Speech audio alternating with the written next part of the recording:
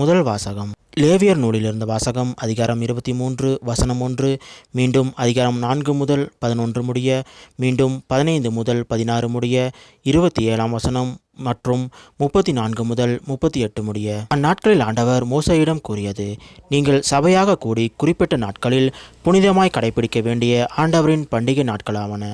முதல் மாதம் 14ஆம் நாள் மாலையில் ஆண்டவருக்கான பாஸ்கா. அந்த மாதம் 15ஆம் நாள் ஆண்டவருக்கான புளிப்பற்ற அப்ப பண்டிகை. 7 நாள் புளிப்பற்ற அப்பங்களை உண்பீர்கள். பண்டிகையின் முதல் நாள் சபை கூடும் புனித நாள். அன்று வேலை செய்யலாகாது. 7 நாளும் ஆண்டவருக்கு எரிபலி செலுத்த வேண்டும். 7ஆம் நாள் சபை கூடும் புனித நாள். அன்று வேலை செய்யலாகாது. ஆண்டவர் மோசேயிடம் கூறியது: இஸ்ரேல் மக்களிடம் நீ சொல்ல வேண்டியது: நான் உங்களுக்கு கொடுக்கும் நாட்டில் நீங்கள் வந்து அறுவடை செய்யும் போது அறுவடையின் முதல் விளைச்சலான ஒரு கதிர்கட்டினை குருவிடம் கொண்டு வர வேண்டும். உங்கள் சார்பாக ஏற்கத்தக்கதாக குரு அந்த தானிய கதிர்கட்டினை ஓய்வு நாளுக்கு பின்வரும் அடுத்த நாளில் ஆண்டவரின் திருமுன் ஆரத்தி பலியாக்குவார். ஆரத்தி பலியாக கதிர்கட்டினை கொண்டு வந்த ஓய்வு நாளில் மறுநாளிலிருந்து 7 வாரங்களை கணக்கிடவும்.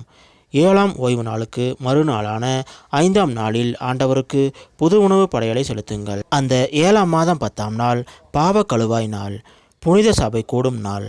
அன்று நீங்கள் உங்களையே தாழ்த்தி கொண்டு ஆண்டவருக்கு எரிபலி செலுத்த வேண்டும். 7ஆம் மாதம் 15ஆம் நாளன்று ஆண்டவரின் கூடார பெருவிழா தொடங்குகின்றது. அது 7 நாள் தொடரும். முதல் நாள் திருப்பேரவை கூடும் நாள். அன்று எத்தகைய வேலையும் செய்ய வேண்டாம். 7 நாட்களும் ஆண்டவருக்கு நெருப்பு பலி செலுத்துங்கள். 8ஆம் நாளன்று திருப்பேரவை கூடும். அன்றும் ஆண்டவருக்கு நெருப்பு பலி செலுத்துங்கள். அது நிறைவு நாள். அன்று எத்தகைய வேலையையும் செய்யலாகாது. ஓய்வு நாளில் ஆண்டவருக்கு செலுத்தும் காணிக்கைகள், நேர்ச்சிகள், தன்னார்வ பலிகள் தவிர அந்தந்த நாட்களுக்கு ஏற்ப எரிபலி, உணவு படையல், இரத்த பலி, நீர்ம படையல் முதலிய பலிகளை செலுத்தத்தக்கதாகவும் சபையாய் கூடி அந்த நாளை புனிதமாய் கடைப்பிடியுங்கள். இவையே நீங்கள் கொண்டாட வேண்டிய விழாக்கள். இது ஆண்டவர் வழங்கும் அருள்வாக்கு. இறைவா, உமக்கு நன்றி.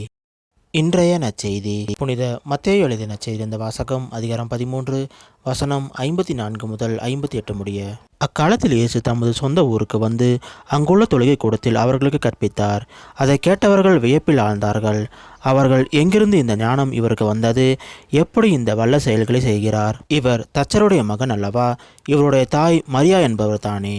யாக்கோப்பு, யோசேப்பு, சீமோன், யூதா ஆகியோர் இவருடைய சகோதரர் அல்லவா? இவர் சகோதரிகள் எல்லோரும் நம்மோடு இருக்கிறார்கள் அல்லவா?